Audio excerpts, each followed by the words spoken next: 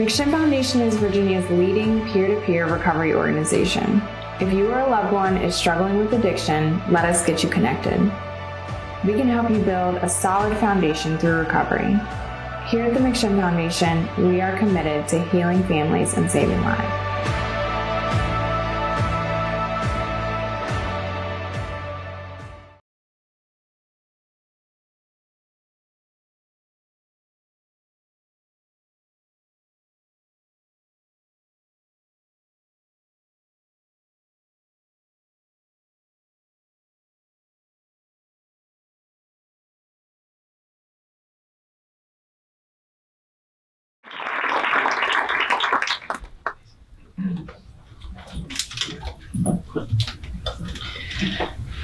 First and foremost, I'd like to thank the McShin Foundation for inviting me here to speak tonight on such an important topic.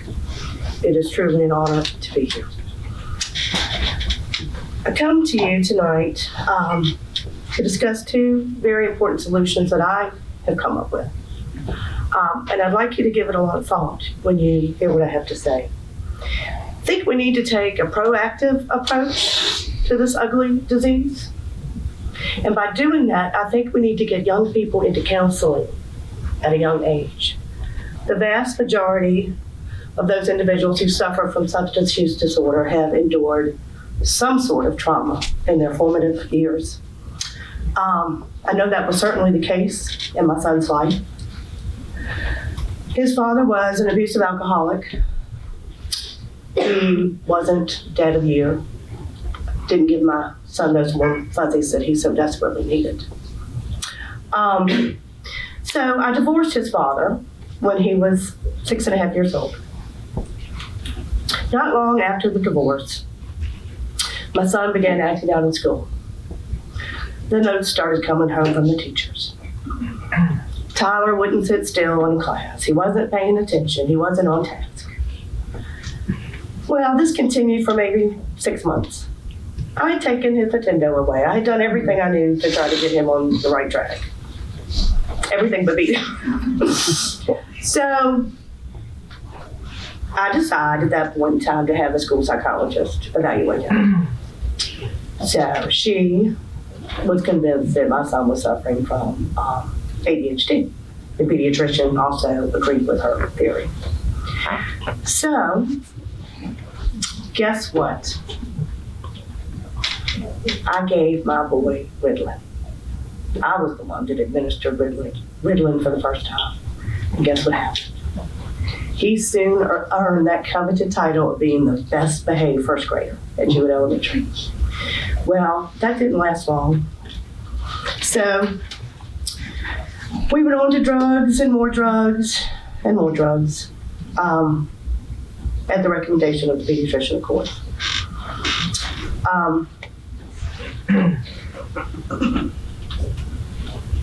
I often wonder, and while he was on these drugs, I did have him in a lot of counseling. That didn't go on but for so long because I would get frustrated with their approaches. I had one counselor in particular tell me that I should give him a $50 a week video game for good behavior. Well, I don't know about you all, but I was raised that, I was expected to behave. I wasn't going to get something just because I behaved that week. And I did not agree with that theory at all. So I threw my hands up and I just said, we'll do the meds for a while. But what my son so desperately needed wasn't more drugs, and more drugs. He needed more counseling. And lots of it.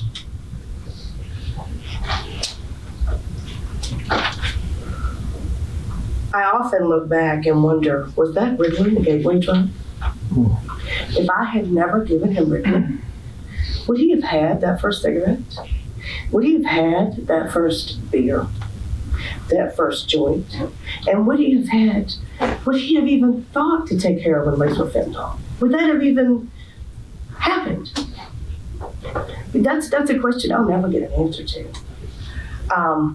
So I just want to throw that out there to y'all as far as solutions. So solution number one, counseling. I cannot say that enough, how important that is.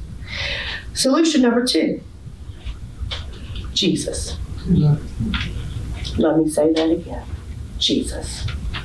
Jesus. That is by far the most important solution of them all. Philippians 4:13 tells us that we can do all things through Christ who strengthens us. It's that simple. God can heal our hurts. He can take away those strongholds and heal our hearts. We just have to put him in the driver's seat. And we have to let him take that wheel.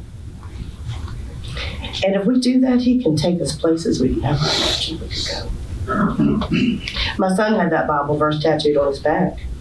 He knew in his heart he needed God.